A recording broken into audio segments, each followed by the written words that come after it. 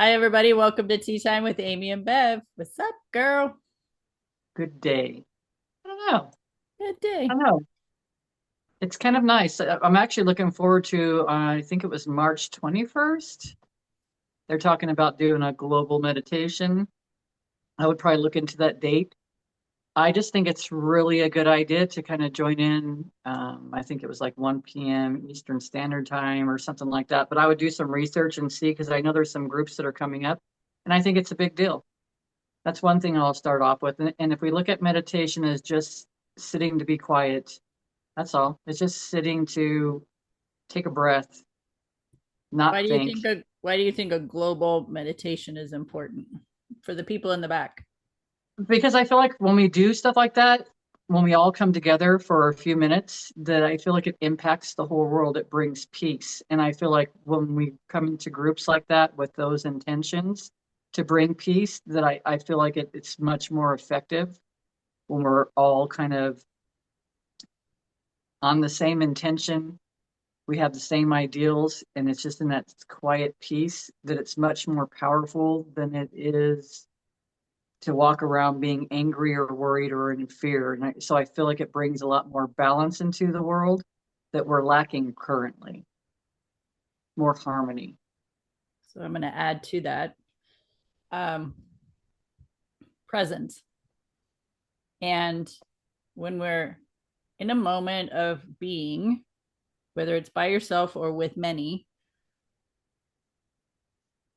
the intention is to be. And just like Bev said, you're not angry or feeling all this turmoil of emotions because when you be, there is nothing else. So I have a choice. I can sit in this room and I can be, so I can just sit here and breathe and enjoy the moment. Or an option is I could sit here and rehash stories of the past, shame, guilt, fear, criticism, judgments, blame. And probably anybody watching this has been through that and they understand what that means. That even though we're just going about our daily life, that we have these stories in our head that we just keep replaying, and reliving over and over and over again. And then that causes that turmoil of emotion within us. But when you are sitting and breathing and focused on that breath or focus on your body just being in the moment, then it takes away from the energy of the turmoil of the heavy emotions. And then a step further of that is it's a meditation for I would imagine for peace. So if you're focused on breathing and focused on peace, then you're not focused on your stories and your history and the heavy emotions attached to it. And this all pertains to the energy that you're expressing from your being. So your body, your aura, your energy. So when you're thinking about the turmoil of the emotions, the stories from your history, that is the energy you're emitting from yourself. That is the energy you are contributing to drugs, war, rape, uh, what else? Murder. Like that's the energy. It's not saying you're thinking about those things, it's the energy that is being contributed to those actions or those components. Whereas when you're sitting and being in the moment and breathing and focused on peace and focused on relaxation and focused on ease and simplicity and things like that, then in that moment, that is the energy you are emitting out into the world, into the universe, into your environment. Now, when you have collective amount of people doing that at the same time, that all of those involved would be sending out those waves of vibrational energy of peace. Do you have anything to add to that? I do, because it's a unification, right? Because we're in a place where we're not, but I mean, the world is in a lot of places of separation, looking at things and seeing more and more horrific things that are out there right now, and it creates a separation because it's us against them. But when we go into these group meditations or even to meditation, it's unification. You're unifying with the collective consciousness, you're unifying with the creator. So there is no separation, right? You're aligning with all that stuff. So there's a difference when we get into those spaces, how it feels. And then we can talk about this all day long because we do a lot of times talking about the separation. We can, when we're seeing the separation, that we know there's somewhere inside of us there's separation. We're either seeing ourselves separate, we're beating ourselves up because we're not exactly what we think we should be, or we're not like Amy, or we're not, you know what I mean? Where there's a whole lot of things that we might be looking at that creates separateness, but when we come together like that as a unification, it's unity. We're all coming together for the same thing, for this peaceful place, but it's just being in that breath, it's being aligned and being aligned with several other people, numerous other people. In many countries. It's not just in our state, it's not just in our country, it's globally, global meditation. So you're talking about people from all walks of life, all different backgrounds, all different beliefs, but yet they're willing to come together for this. And yeah. I'll just say Mother Teresa was asked when the Vietnam War was going on, they asked her, will you march against the war? And she said, no, but when you have a march for peace, I will be there. It's completely different energy.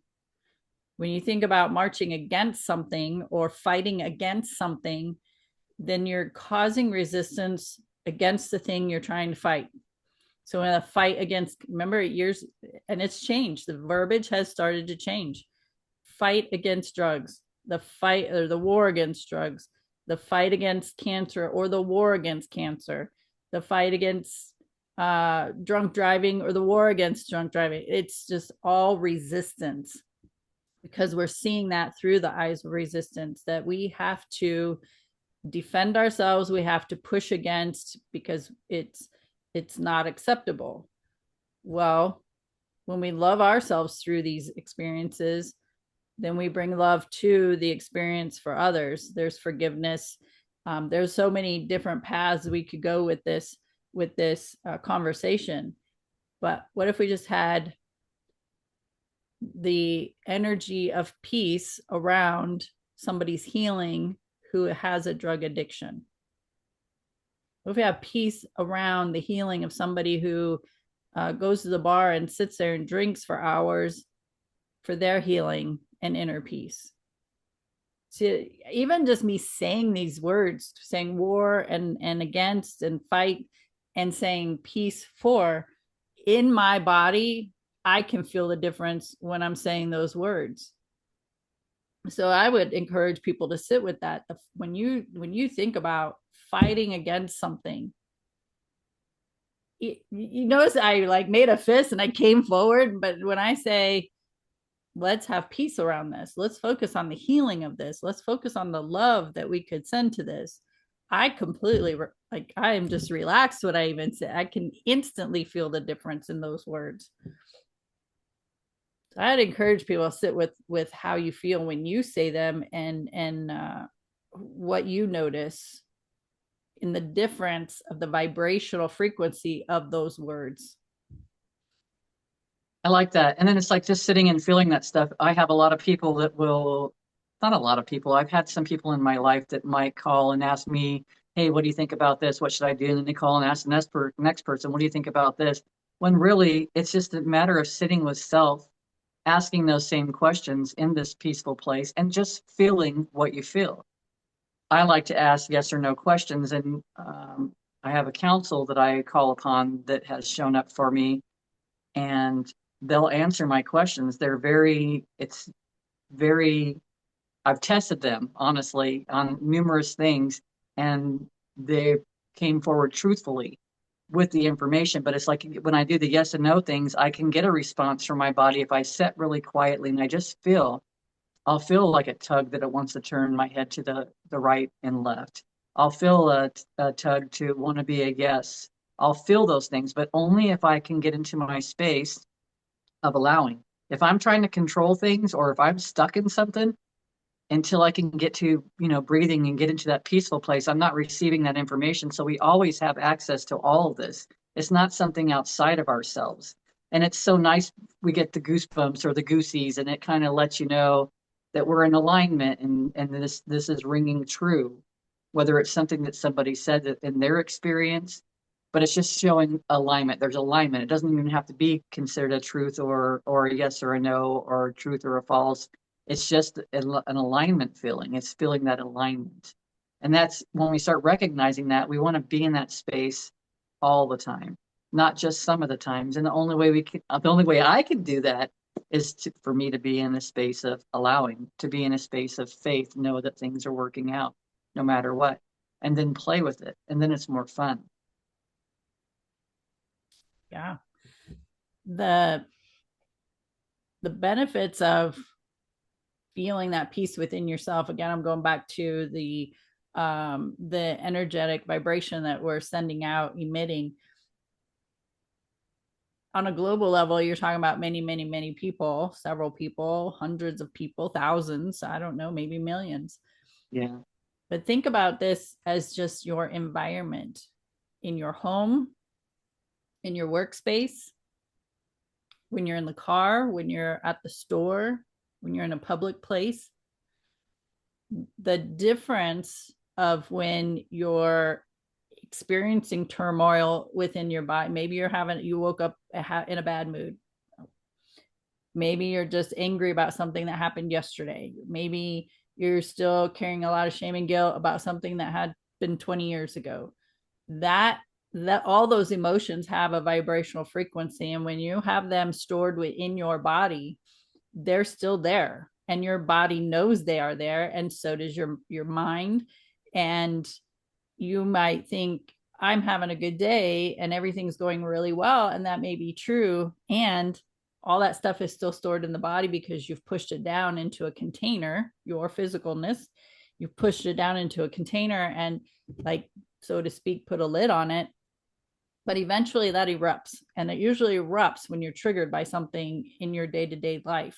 Somebody looks at you funny, somebody flips you off, somebody snaps at you, things just don't seem to be going right, and then all that stuff starts to surface. It like festers in there, and it's getting triggered, and it's like, ooh, now we're gonna come out, and then all of a sudden you're like, nope, I'm not crying, I'm strong, I'm gonna get through this, and put the lid back on it. So we go through this roller coaster of experiences within ourselves.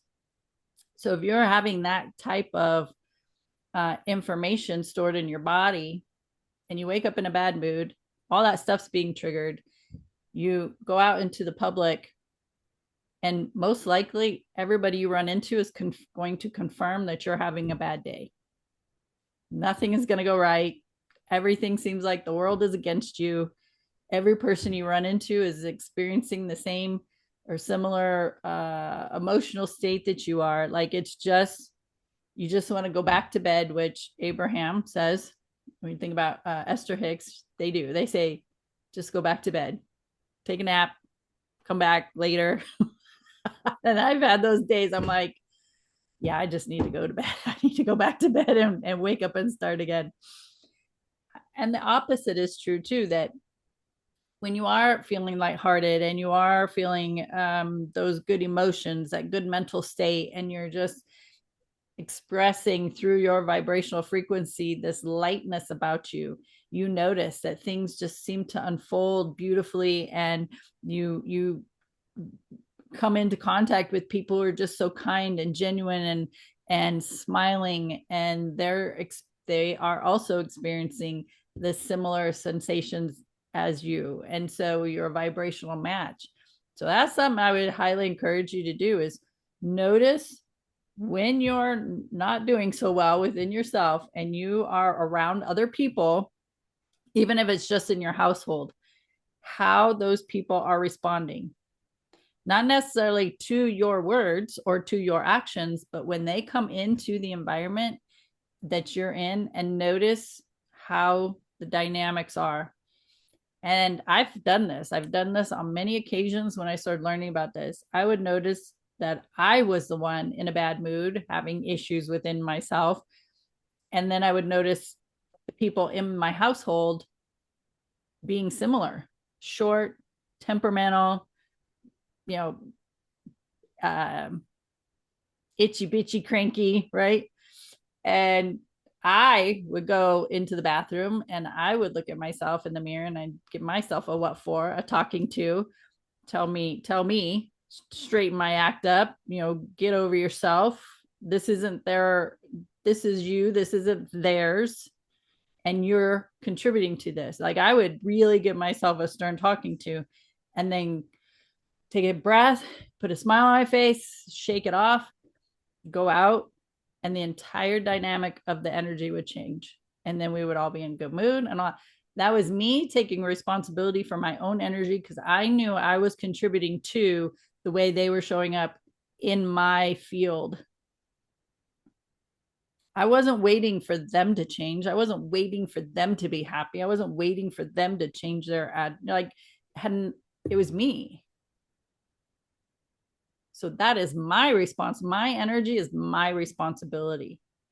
And it always starts from ourselves, us individually noticing our energy and our vibrational frequency and how we are contributing to the collective energy around us and globally.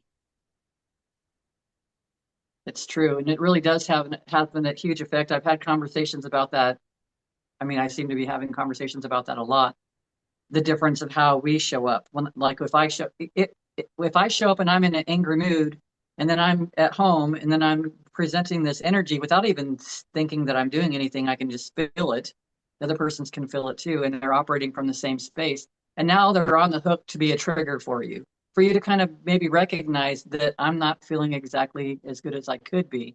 And then taking the time, whether it's, going and talking to yourself in the mirror. And it's being honest with ourselves about things. Why are we feeling this way? It's being honest. And on the other side of that, it's just recognizing all I have to do is switch the way I'm feeling right now. And as soon as I switch the way I'm feeling right now, everything around me changes. I've been witness to that more times than not in the last couple of months. It really, really matters. It really matters how I show up. It doesn't matter how someone else shows up. It really doesn't. But it's so easy to get into that place of the blame. Well, they're doing this to me. And it's like, no, they're not doing anything to you. They're actually triggering you to either take a look at what's going on or decide that you want to feel different. And it's a choice, right? We go back to the whole thing about choices. It's our choice. I can stay in that space because sometimes I do like to be pissed off for a little bit, but then because it's motivational, it was motivational. And that's for me, even, gosh, when you start doing a lot of this stuff, you start recognizing, okay, I'm doing that or I'm operating that way because I am trying to look for this motivation, the old ways to motivate me to go to the gym, to motivate me to get up and go do something, finally get that paperwork done or whatever it is, get pissed off and I'm going to go do this stuff. And it's learning how to do it differently because you're reprogramming yourself. We don't have to operate off the old program anymore. Everybody, our parents did it, their parents did it, all of them. Like the programs that we'd watch, gosh, those are, we can go a different direction on those and say they've kind of taken a turn for the worse, I think, in a lot of ways. They were much more innocent back in the day, and now it's like everything is so out in the front, in your face type of thing, and it's unnecessary from my perspective. But again, it's triggers, and I don't watch TV, so there you go. Yeah. It didn't make me feel good.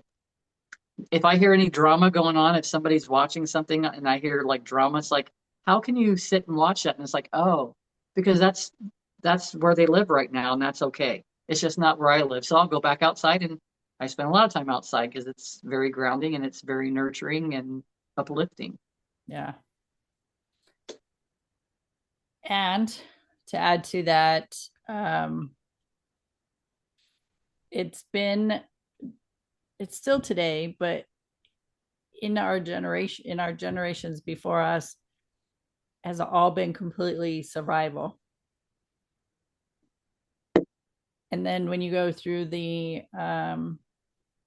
shift of women's rights and all that, now the women went from the nurturing and caring part of the family to the independent, doing all things now because the woman wants to go to get a job, or she wants to buy a house on her own, or get a bank account on her own. Now she's crossed that line of survival. How now it's, how am I going to do this? How am I going to provide for my family? How am I going to now balance a job and the household and the kids and all, and the husband? Because even back in the day, even though she was able to go get a job, the male and female dynamics didn't change in the household. She still had to uh, do all her responsibilities, quote unquote, responsibilities as the woman of the household, the wife, the mother. The husband's going to go to work and he's going to do his part in that. And then the rest of it was the woman's part. And then add a job on top of that and all these other things that women fought for back then for us to be able to do even today. And so it's women have moved into more of a survival mode, which heightens that energy, that masculine energy. Now, when you look at meditation, meditation is a feminine energy.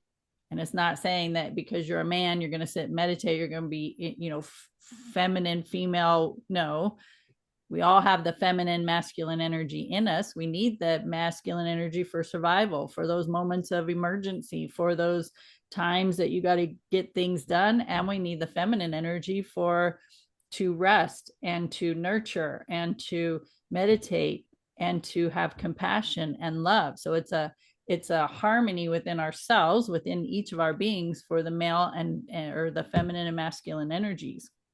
So when we sit and meditate, now imagine hundreds of thousands of people or millions of people meditating at the same time in that feminine energy, which heightens not only the energy of peace, but also love and compassion and empathy and forgiveness and all these healing modalities of that energy. So on a global level of a meditation all at one time is raising the collective consciousness of the feminine energy, when in so many hours of our day across the board we are focused in the masculine energy. Work, to the to-do list, the getting things done, the pushing through, the keep showing. Mine was just keep showing up, and that took a lot of survival skills. Fighting for your life or fighting against some, like, there's, I think that when we are in a waking state and moving through our day, we are probably 70 to 80% of the day in our survival mode of masculine energy. So that leaves 20 to 30% that we can contribute to feminine energy if we choose to. That's just not, those aren't statistics. That's just my personal opinion. And where, how can we bring that more into harmony of a flow between the two? Right. So maybe you get something done on your to-do list. That's a doing, that's a survival, that's a masculine energy. And once that task is completed, you take a few moments to stop, breathe, get some water, just chill out for a minute, go for a 10-minute walk, whatever it might be, and then do the next thing on your list. Right now, you're bringing more harmony into the two instead of just on blast all day long until your body says, we need to go to bed. We need to rest. We need some sleep. You gotta do more of the nurturing, more of the feminine energy activities during the day in your waking state to bring more cohesiveness between the two. Moving meditation is what kind of comes forward too. And it's like, even when we're doing all those things, I feel like we can't be in the space of harmony, but we've been in that space, like you said, survival for a long time, but there's not harmony in that. And then when you were talking about everybody coming together and having a meditation, it's diving into the stream. You're just diving into the stream with everybody else. And I feel like it's easier to get there. I think if someone's struggling, that would probably be a good place to start, just to be quiet, just to breathe for a few minutes, just to feel what you feel in your body. You don't have to do really much of anything, to focus on your heart. There's like so many different things that you can do that kind of brings you into that peace. And where I've been at, it's kind of, I'm looking at being more in the now. So like if I do massage it, so if I, and I'm traveling these days, so if I go if I go do massage and I've got time down for that too. I'm still working on someone, but my intuition will guide the where I need to go. I don't really need to do much of anything with that part of it. And then when I'm driving to the next location, I can be in a hurry to the next location, or I can slow down and take breaths and then like move and then notice everybody around me and just kind of slow things down. It's not being in a rush. And I've noticed that being in a rush has been a tendency for a long time for me. That's back to that fight or flight, like hurrying up to get to the next place. You don't want someone to think badly about you. You don't want, and realizing on time is kind of a open ended, really, because on time to you might be, I got to be there at 10 o'clock, but on time to the universe might be, you need to be there at 10:15 because the other persons are taking care of a phone call before you get there or something, something's transpired. There was a reason for it. Instead of beating ourselves up, oh gosh, here I go again. I'm not on time. But it's like realizing the time is not orchestrated by us. And that's where control comes in. That's where surrendering comes in. Because I feel like I have done the control thing for so long, I still do it. And it's finding all the little ways of how I can surrender more because I don't know what's always best. My ego is only knows what's been best according to the information that I've been given throughout my whole life.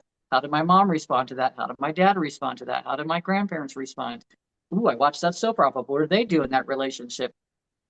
All this information that we're saying, oh, you need to do this, you need to do that, is from that information. It's not even true. So it's really sitting back and looking at things a lot or feeling things and how does it really feel? How could it be different? What could it look like? I had my grandson for a few days. He's 9 now, my oldest one. And it's like we'll come in and we'll go outside and we'll run, run, run, run, run, throw the football, do all these other things, and then we'll come in and take a break for a little while, and then we'll go back out and run again. So it's like there's always that balance, and kids are great to show you that balance, really, because then you want to come back in and might go on and play a game for a little bit or do something else, and then it's like after that we're ready to go run again to get rid of that energy that's within inside of us to balance out. It's automatic, and I'm noticing it with the kids. It's automatic now. We take it away from them by giving them all these things to do. They got to sit in class all day for 8 hours a day or whatever they do these days. Got to hurry up and eat in 15 minutes. You got to do this real quick. You got 15 minutes to play. Or it's kind of crazy to me, but it's just finding the balance. And if you really want to see balance, it's watching kids and then taking a nap. They might take a nap in the middle of the day, and sometimes they don't want to take a nap. But it's all these things. It's they're listening to their own internal guidance and not even really knowing that that's what they're doing. Yeah, I think as parents, we decide they need a nap so we can have a break. It's the truth. So It's the really, truth. You're getting crazy, but instead of they're getting crazy and we can't handle it, it's because we just can't handle it right now. And then this is their normal behavior. Now they're reacting off of our energy because we're getting angry or we're getting irritated, and now they're getting more crazy because they're feeling this crazy energy. It doesn't feel it's not normal. It's just like a dog when it comes around you. If someone's balanced and stable, that dog is easy. If someone's crazy or anything else, their energy is off. The dog might be barking at them nonstop. It might be. It's just you just never know. It could be so many different factors, but it's interesting how things show up for us. yeah. And it's just going back to energy, that energy in your household, your animals and your children are the most receptive to you, to your energy, not your words, not so much your actions, but your energy, your emotional state, your mental state that you're emitting. And if you just take the time to recognize that your immediate environment of how you're showing up, then amplify that by millions of people, that is the energy collectively being contributed to this world. So when you have hundreds of thousands or millions of people focused on fighting against things, that is being amplified with their individually and collective energy. If you have millions or thousands of people focused on ease and love and compassion and peace, imagine the response globally to that energy. So it's like you get to decide. You get to decide in every single moment where you want to contribute your way of being. And I would, and I don't make this stuff up. It's already been proven that we emit energy. Everything is energy. Everything has energy. And we are blending with each other constantly, consistently. I mean, there's been times that you feel great, you feel fine, you're on top of the world, and you walk into a room and all of a sudden you're mad at the world now and you're angry and you're snippy. What happened in that moment? Right? Maybe an argument just happened, or maybe there's some discord in the room with the people that are in the room, and there's no words being exchanged, but you can just feel that and you're absorbing it and you're taking it on, and now it's becoming a part of you. And so you're contributing to that way of being. And so really give some thought and awareness to you and the way you're feeling and what you're thinking about and how other people are behaving around you and how you're matching up to them. So if you're being cranky and one after another people are walking in, coming by you, or saying things, and they're cranky and cranky and cranky and crank, you need to go check yourself. You go, do a shift in yourself. And if you're feeling fabulous for the and doing, feeling really good and happy and joyful and laughing, and then person after person after person comes and they're in that same state of being, that's pretty good, right? That's enjoyable. Now, once you recognize the difference within yourself, you will have more awareness of when people are showing up in different ways. They're an expression of you, they're a mirror to you, and this will give you an idea of how you're doing within yourself. So we utilize that information to help us be and do better, if you choose, if you want to have the awareness. Yeah. And all that being said, that's how easy it is for us to connect to another person.